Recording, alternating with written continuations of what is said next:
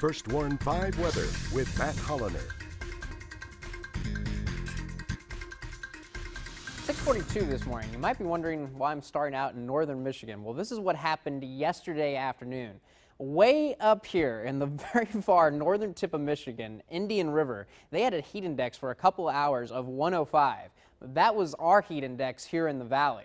But can you imagine over that huge distance? I mean, a drive that would take you days to complete. They had the exact same temperatures as we did. And the thing is, up there, they're not used to it. In fact, there are a lot of people that don't even have air conditioning, so they really suffer from the heat when it happens. Now, the good news for them, there's a cold front moving through right now. But check it out, 80 degrees in Buffalo right now. In Buffalo, New York, it is warmer than here in the valley, 78 in Brownsville. So yes, some exceptionally warm temperatures. The high temperature in Washington, D.C. is going to be about the same as here in the valley.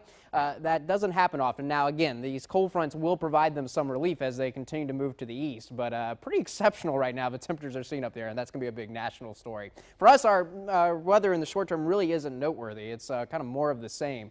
I do think there'll be a little bit more cloud cover today than what we saw over the weekend. Not a ton, but a little bit more. At 9 a.m., partly cloudy skies. I think that's mainly what we're going to see throughout the day. A little bit less cloud cover as you go to the west and more clouds in general as you go towards the coastline. It's going to be another breezy day, not as windy as the weekend was, but you're still going to notice the wind out there. Frequent gusts around 20 miles per hour.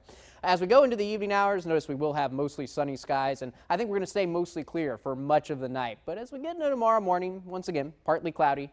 I think tomorrow it won't be even as breezy as today. I think today probably is going to be our breeziest day for the next week. The winds are going to go back to seasonable levels for this time of year. There'll be a breeze, but not too strong of a breeze. Partly cloudy for most of us, and then eventually we'll get mostly clear skies. Now let's jump ahead and talk about the 4th of July. Notice in the morning, no problems whatsoever. I think many are going to have partly cloudy skies, but as we go into the afternoon, I think the clouds are going to thicken up, and yes, a little bit of rain is possible.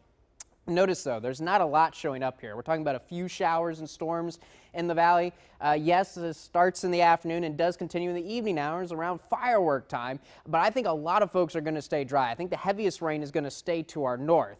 Still time for things to change a little bit, but at this point, the models have been pretty consistent, which is a good sign. We don't like it when they're flip-flopping a lot, and right now they're staying consistent. Hopefully they don't make a last-second change on us here, but I wouldn't call it a washout for the 4th of July. Just be aware there might be some showers and storms around. 96, we are going to be dry today with partly cloudy skies. The heat index around 103, still very high humidity, but it is going to be breezy with winds around 20 miles per hour. If you're going to the beach today, I think the temperature at South Padre Island is going to be 89. It'll be partly cloudy, and not concerned about rip currents today. The wind's not too strong, so I think both swimming and boating conditions are looking pretty good, and that will be the case for the extended forecast as well. Tonight, we're looking at mostly clear skies and lows around 76. That's about normal for this time of year.